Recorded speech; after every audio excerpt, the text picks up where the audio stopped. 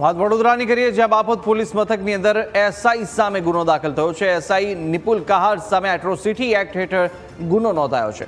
Police સ્ટેશનની અંદર જાતિ વિષયક અપમાનિત શબ્દો બોલ્યાનો આરોપ લાગ્યો અને 15 મેના રોજ મકાન પર ગેરકાયદે કબજાની શરૂઆત સમયે વિવાદ થયો હતો। રજૂઆત દરમિયાન એસઆઈ અને લોકો વચ્ચે થઈ હતી એક ઉગ્ર બોલાચાલી અને આ કાર્યવાહી ન થતાની સાથે દલિત સમાજે 31 મેના રોજ જન સ્વાભિમાન રેલી પણ યોજી હતી।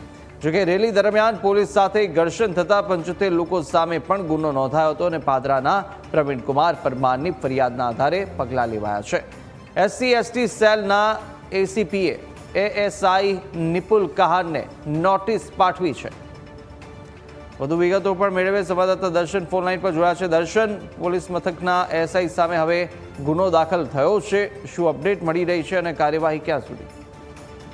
કુશાગ્ર, જે આ સમગ્ર ઘટના હતી, ગત મહિને આ જે સમગ્ર મુદ્દો હતો ખૂબ જ ચર્ચામાં રહ્યો હતો। 15 મેના રોજ આ સમગ્ર ઘટના સર્જાઈ હતી, જેમાં મકાન પર ગેરકાયદે કબજાની એક ફરિયાદને લઈને જે કેટલાક દલિત સમાજના લોકો હતા તેઓ બાપોદ પોલીસ મથકમાં રજૂઆત કરવા પહોંચ્યા હતા, જ્યાં પોલીસ સ્ટેશનમાં હાજર એક એએસઆઈ નિપુલ કહાર અને જે હાજર લોકો ત્યાં ફરિયાદ કરવા માટે ગયા હતા તેમના વચ્ચે એક ઉગ્ર બોલાચાલી સર્જાય છે। તે બાદ દલિત સમાજ દ્વારા આક્ષેપ લગાવવામાં આવે છે કે જે એએસઆઈ હાજર હોય છે તેમના દ્વારા જે એક આપત્તિજનક જે શબ્દો છે તે બોલવામાં આવ્યા હતા અને અપમાનિત શબ્દો બોલ્યા અને જાતિ વિષયક શબ્દો બોલવાના આક્ષેપ પણ લગાવવામાં આવ્યા હતા અને આ સમગ્ર મામલે તેમને રજૂઆત પણ કરી હતી, પરંતુ કોઈ ફરિયાદ ન નોંધાતા 31 મેના રોજ એક મોટી રેલી એક યોજી હતી અને પોલીસ ભવન બહાર જ ધરણા પ્રદર્શન પણ કર્યા હતા, જે દરમિયાન અનેક જે દ્રશ્યો એવા સામે આવ્યા હતા જેમાં પોલીસ અને જે દલિત સમાજના લોકો હતા તેમની વચ્ચે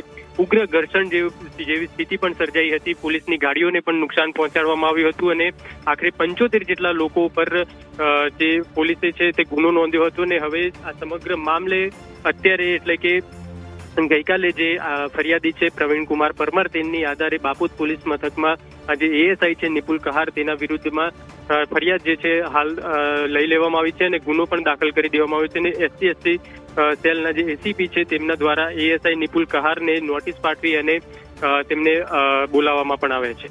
કુશાગ્ર, બિલકુલ દર્શન, માહિતી સાથે જોડા બદલ આપનો આભાર।